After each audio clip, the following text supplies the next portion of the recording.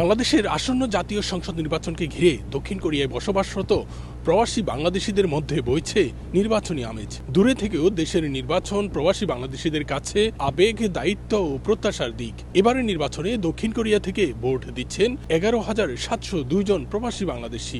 এখান থেকে যারা ভোট দিচ্ছেন তার সিংহভাগই তরুণ। অনেকের জীবনে এটি প্রথম ভোট। প্রবাসী এবং দেশে থাকা সকল বাংলাদেশের ইচ্ছা হচ্ছে প্রতিহিংসা, হিংসা সকল কিছু ভুলে মানুষ দেশ গড়ার প্রত্যয় নিয়ে এগিয়ে যাবে, যার যার পক্ষ থেকে তার তার দায়িত্ব পালন করবে। এটাই এখন আশা। নির্বাচন এবং নির্বাচন পরবর্তী সকল কিছু নিয়ে আসলে আমরা ভালো কিছুই আশা করছি এবং ভালো কিছুই হবে ইনশাআল্লাহ। অন্তর্বর্তীকালীন সরকারকে ধন্যবাদ আমাদের প্রবাসীদেরকে ভোট দেওয়ার সুযোগ করে দেওয়ার জন্য। নির্বাচনকে ঘিরে বিদেশের মাটিতেও এক উৎসবমুখর পরিবেশ তৈরি হয়েছে। অ্যাপসে ভোট প্রদানের মাধ্যমে নানা জটিলতায় পড়তে হয়েছে প্রবাসীদের। কর্মব্যস্ততার মাঝেও সামাজিক যোগাযোগ মাধ্যম এবং প্রবাসীদের আড্ডায় এখন প্রধান আলোচনার বিষয় কার হাতে দেশের আগামীর নেতৃত্ব।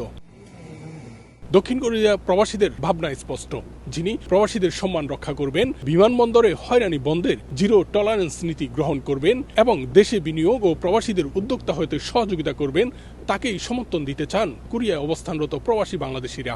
বাংলাদেশে আগামী দিনে যে রাজনৈতিক দলের সরকার গঠন করো, তারা যেন বাংলাদেশের ন্যায় এবং ইনসাফ প্রতিষ্ঠা করে এবং প্রবাসীদের যে ভোগান্তি এয়ারপোর্টে, এই ভোগান্তিটা যেন দূর করে। এবং দক্ষিণ কোরিয়া প্রবাসী হিসেবে আমাদের আরেকটা দাবি, বাংলাদেশ এবং কোরিয়া সরকারের সাথে সম্পর্ক উন্নয়নের মাধ্যমে কিভাবে আরো বেশি কর্মী প্রেরণ করা যায় দক্ষিণ কোরিয়াতে, শেষ উদ্যোগটা যেন গ্রহণ করে। দলীয় পরিচয়ের চেয়ে প্রার্থীর সততা, দক্ষতা ও প্রবাসী বান্ধব নীতিকেই তারা বেশি গুরুত্ব দিচ্ছেন। কোরিয়া প্রবাসী বাংলাদেশিদের বড় একটি অংশ তরুণ এবং ইপিএস কর্মী। দক্ষিণ কোরিয়ার সাথে কূটনৈতিক ও বাণিজ্যিক সম্পর্কের ঘাটতির কারণে হুমকির মুখে পড়েছে ইপিএস সিস্টেম। কূটনৈতিক সম্পর্ক বৃদ্ধির মাধ্যমে এ থেকে উত্তরণের জন্য যোগ্য ও দক্ষ নেতাকে বেছে নিতে চান প্রবাসীরা। আগামী সময় যারাই ক্ষমতা আসেন, আপনারা দেশের জন্য কাজ করবেন, দেশকে ভালোবাসবেন। আগামীর বাংলাদেশ সুন্দর, সুশৃঙ্খল এবং সমৃদ্ধশালী বাংলাদেশ, এই প্রত্যাশায় আমরা প্রবাসীরা ঐক্যবদ্ধ।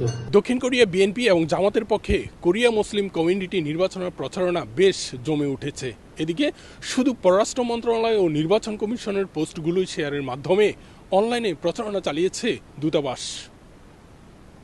দক্ষিণ কোরিয়া থেকে মোহাম্মদ হানিফ, সময় সংবাদ।